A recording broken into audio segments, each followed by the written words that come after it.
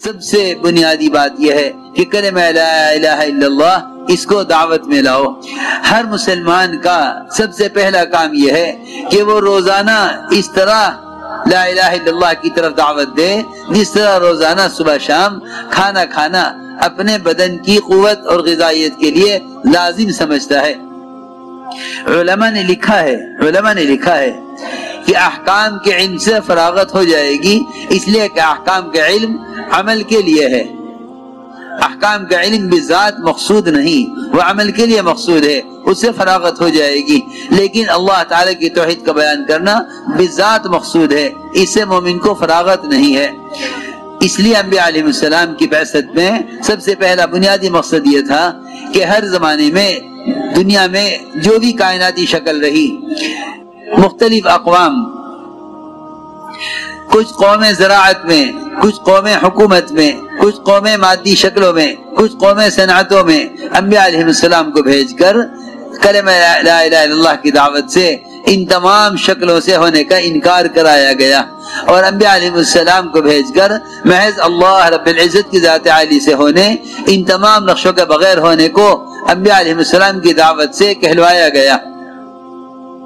انبیاء علیہ السلام کو مجنو کہلائے جانے کی جو بنیادی وجہ تھی، وہ اصل وجہ یہ تھی کہ جس قوم کے پاس بھی شکلوں سے نہ ہونے اور محض اللہ کی ذات عالی سے ہونے کی دعوت دے کر بھیجا گیا، قوموں نے نبیوں کی دعوت کے انکار کر کے اس لیے ان کو مجنو کہا کہ ہم تو یہ جانتے ہیں کہ شکلوں سے مسائل حل ہوتے ہیں، تم آ کر یہ کہتے ہو کہ شکلوں سے مسائل حل نہیں ہوتے بلکہ اللہ کے امر سے مسائل حل ہوتے ہیں۔ اس لیے انبیاء علیہ السلام کو پاگل کہا گیا ہے۔ یہی وجہ ہے کہ حدیث میں آتا ہے اتنی کثرت سے ذکر کرو کہ لوگ تمہیں پاگل کہیں۔ اس کا مطلب یہی سمجھ میں آتا ہے کہ تم اتنی کثرت سے اللہ کی ذات سے ہونے اور اس کے غیر سے نہ ہونے کو اتنی کثرت سے کہو کہ جتنی بھی شکلوں سے مسائل کا حل کا یقین رکھنے والے ہیں وہ سب تمہیں پاگل کہیں۔ دعوت اللہ کے بغیر انبیاء کی لائن کا پاگل نہیں کہلایا جاوے گا، دعوت اللہ کے بغیر انبیاء کی لائن کا پاگل نہیں کہلایا جاوے گا۔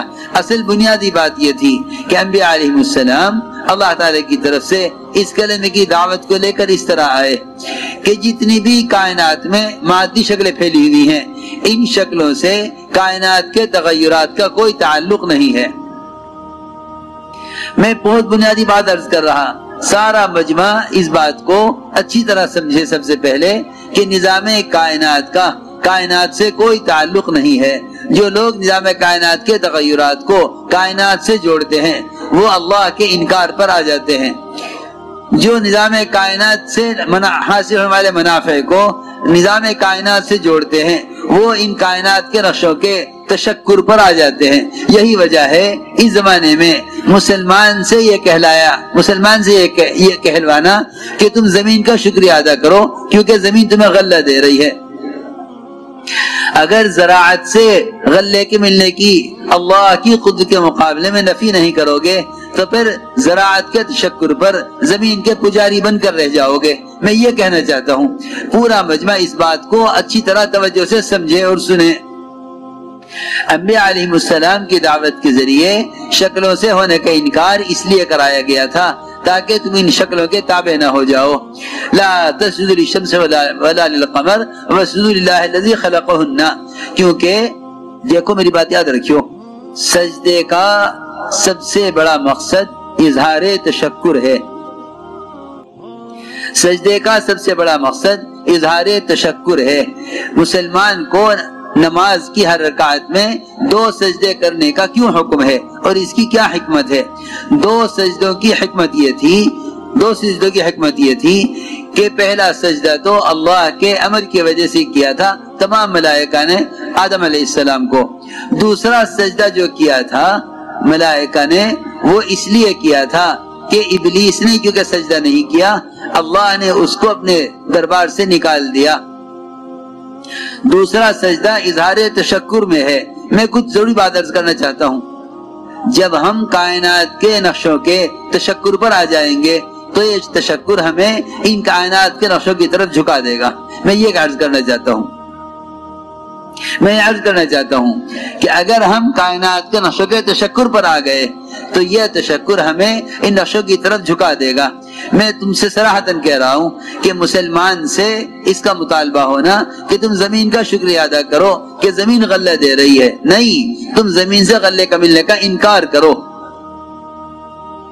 شکر کا تقاضا یہ ہے کہ تم زمین سے ملنے کا انکار کرو۔ ابراہیم علیہ السلام نے شکر اور شرک ان دونوں کا فرق اس طرح بتلا دیا۔ اللہ نے فرمایا ابراہیم علیہ السلام کے بارے میں لم یکن من المشرکین شاکرا لانعمہ، کہ مشرک نہیں تھے بلکہ شاکر تھے۔ کیا مطلب ہے؟ مطلب یہ ہے کہ شکلوں سے ملنے کا انکار کیا۔ ساری شکلیں نمرود کے قبضے میں تھی، ساری شکلیں نمرود کے قبضے میں تھی۔ وہ ان شکلوں پر قابض ہونے کی وجہ سے الوہیت کا دعویٰ کرتا تھا کہ کیونکہ میرے قبضے میں شکلیں ہیں اور شکلوں کے بغیر تم پل نہیں سکتے، لہذا مجھے بڑا مانو تو پھر میں تمہیں شکلوں سے پالوں گا۔ یہ بات ابراہیم علیہ السلام کو چبھتی تھی، کیونکہ ابراہیم علیہ السلام ان انبیاء میں سے ہیں جن کو اللہ تعالیٰ نے براہ راست ہدایت دی ہے۔ اللہ نے براہ راست ہدایت دی ہے، ان میں سے ابراہیم علیہ السلام ہیں۔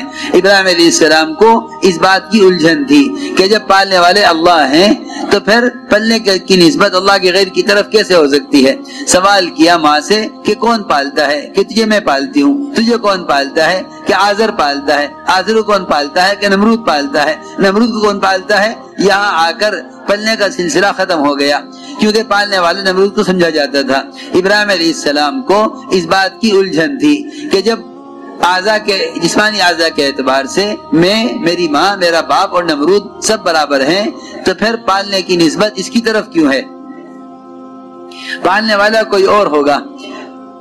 میں عرض کرنا چاہتا ہوں کہ شکلوں کے انکار پر ابراہیم علیہ السلام پر احوال آئے کہ تم پہلے ہمیں بڑا مانو، ہم تمہیں غلہ دیں گے۔ ابراہیم علیہ السلام نے ساری شکلوں کا انکار کیا، نمرود نے غلہ بند کر دیا۔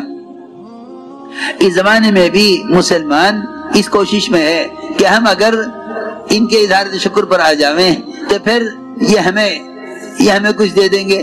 میری بات وجہ سے سننا، مسلمان یہ سوچتا ہے کہ اگر ایک بات میں باطل کی بات مان لی جاوے تو پھر یہ ہمیں حق کے معاملے میں کچھ کام کرنے کی گنجائش دے دیں گے۔ ایسا ہرگز نہیں ہے۔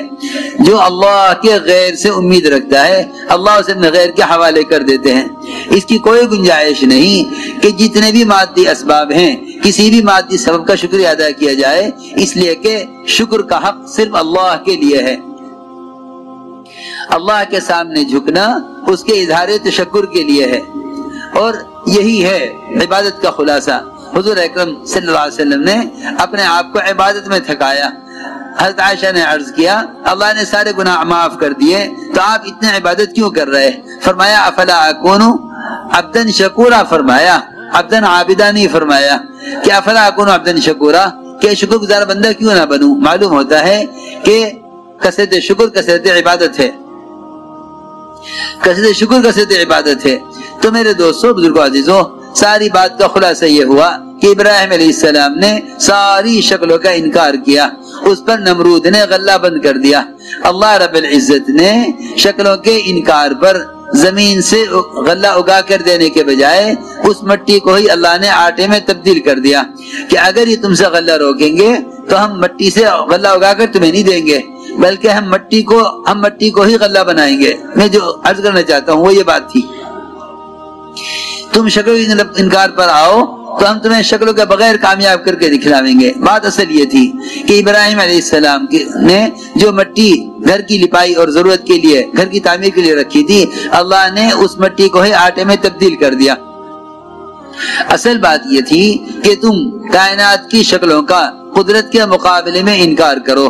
اصل بات یہ ہے کہ اگر مسلمان تمام مادی شکلوں اور کائنات کے نقشوں کے انکار پر نہیں آیا تو پھر یہ کائنات کی شکلیں اس کے اللہ کے درمیان حائل ہو جائیں گی۔ نجومی وہ کہلاتے ہیں جو ستاروں کے پجاری ہیں، نجومی کہلاتے ہیں جو ستاروں کے پجاری ہیں، مجوسی کہلاتے ہیں جو سورج کے پجاری ہیں۔ اسی طرح زمین کے بھی پجاری ہوتے ہیں جو زمین کو معبود سمجھ بیٹھتے ہیں، یہ سمجھ کر کہ زمین غلہ دے رہی ہے۔ میرے دوستو، بزرگوں، عزیزوں، ہر نفع نقصان کی چیز سے اس نفع نقصان کا تاثر کر لینا ہمیں اس چیز کے تابع کر دے گا۔ اس لیے کہا سب سے بنیادی بات یہ ہے کہ اللہ کے غیر کا انکار کرو اللہ کے مقابلے میں۔ نجومیوں کا، ستاروں کے انکار سے نجومیوں کا انکار کرنا اصل ہے۔ حضور اکرم صلی اللہ علیہ وسلم نے اپنے صحابہ کو ایمان اس طرح سکھلایا۔ حدیبیہ کی راتیں بارش ہوئی، فرمایا حضور اکرم صلی اللہ علیہ وسلم نے کہ جو یہ کہے گا بارش فلاں ستارے سے ہوئی، وہ اللہ کا انکار کرنے والا اور ستاروں پر ایمان رکھنے والا ہے۔ جو یہ کہے گا کہ بارش اللہ کے حکم سے ہوئی، وہ ستاروں کا انکار کرنے والا اللہ پر ایمان رکھنے والا ہے۔ یہ ایک میں نے وجہ بتائی، ورنہ اس زمانے میں عام طور سے لوگ یہ سمجھتے ہیں کہ کائنات کا نظام کائنات سے چل رہا ہے۔ ہم کائنات کے نظام کے تغیرات میں کائنات کی شکلوں کا انکار کریں، یہ ہے ایمان سیکھنا، ایمان سکھلانا۔